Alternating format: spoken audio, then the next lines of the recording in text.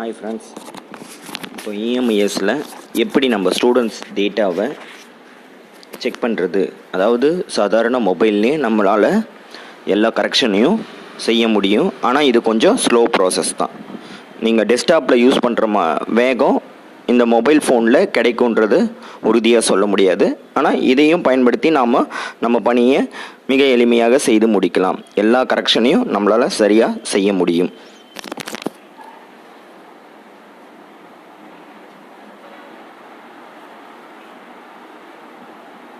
இப்போ நம்ம சைன்இன் கொடுக்க போகிறோம்.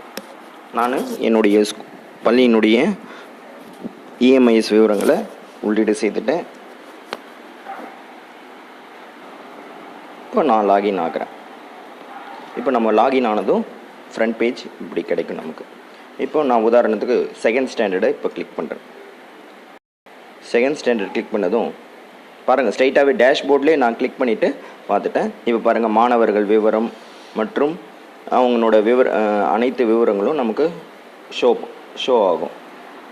அதில் நாம் எடிட் பண்ண வேண்டிய, அதாவது எந்த மாணவருக்கு தவறு ஏற்பட்டு இருக்குதோ அந்த மாணவனுடைய விவரத்தை நம்ம கிளிக் பண்ணால் இப்போ பாருங்கள், ஃபோட்டோ வருது, அழகாக வருது பாருங்கள்.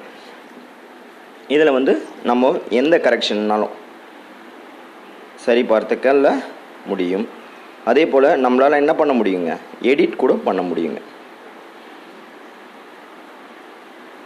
எடிட் பண்ணிவிட்டு சேவ் கொடுக்கலாங்க. கீழே பார்த்தீங்கன்னா சேவ் ஆப்ஷன் இருக்கும். இதில் பார்த்தீங்கன்னா முழு விவரமும் நமக்கு மொபைல் மூலமாகவே ஷோ ஆகும். இப்போ ஃபோட்டோவை கூட நம்ம ஃபோட்டோவில் ஜஸ்ட் ஒரு கிளிக் பண்ணாலே போதுங்க, நம்ம கேலரி ஓப்பன் ஆகிடுங்க.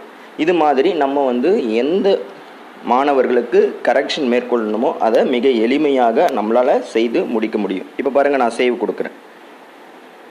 சேவ் ஆகிடுச்சு பாருங்கள்.